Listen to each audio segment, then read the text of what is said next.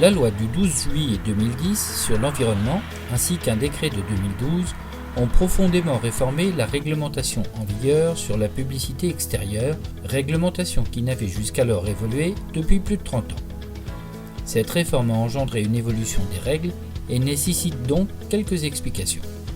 Alors jusqu'au 13 juillet 2015, un certain nombre d'activités étaient autorisées à installer des panneaux en dehors des agglomérations, à savoir ce qu'on appelait les activités utiles aux personnes en déplacement. À compter du 13 juillet 2015, donc, un certain nombre d'activités vont être réduites, à savoir en dehors des agglomérations, seuls les panneaux qui concernent la fabrication ou la vente de produits du terroir par des entreprises locales, voilà, dont c'est l'activité principale, c'est important, les activités culturelles, les monuments historiques classés ou inscrits, et à titre temporaire, les opérations de manifestations exceptionnelles. Alors, à compter du 14 juillet, ces panneaux qui étaient autorisés jusqu'à présent devront être retirés en dehors des agglomérations.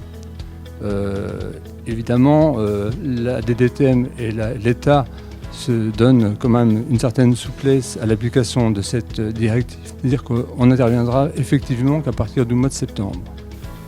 Les produits autorisés sont précisément listés, ainsi que le nombre maximum de panneaux et leur distance par rapport à l'annonceur. Un professionnel de l'affichage nous explique.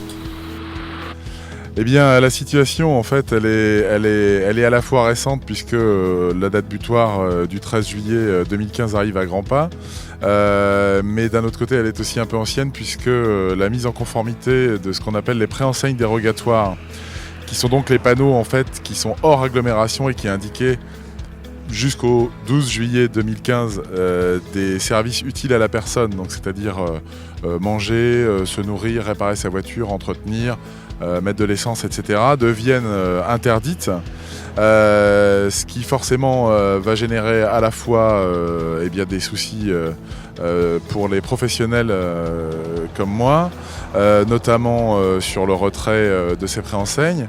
Bien sûr, ça entraîne une perte de chiffre d'affaires. Et puis également sur les activités des commerçants qui aujourd'hui ne peuvent plus en réalité majoritairement se signaler sur les accès, donc prévenir tous les touristes, etc., qu'ils sont présents dans cette ville. Les possibilités en fait de pallier à cette interdiction sont très très faibles, voire inexistantes. Et que sur des communes qui comportent une rocade ou une déviation, il va devenir très compliqué en fait de capter du flux touristique par l'intermédiaire de ces panneaux-là, puisqu'ils n'existeront plus.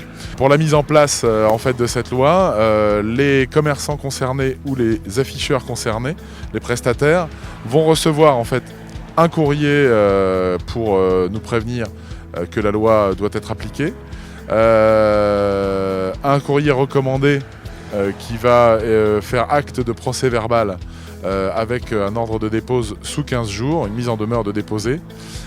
Si la dépose ne se fait pas sous 15 jours, à partir du 16e jour réellement, vous avez à peu près 200 € par jour et par panneau d'astreinte. Donc, dans quelques semaines, sur ces 3 panneaux, devinez le seul qui restera.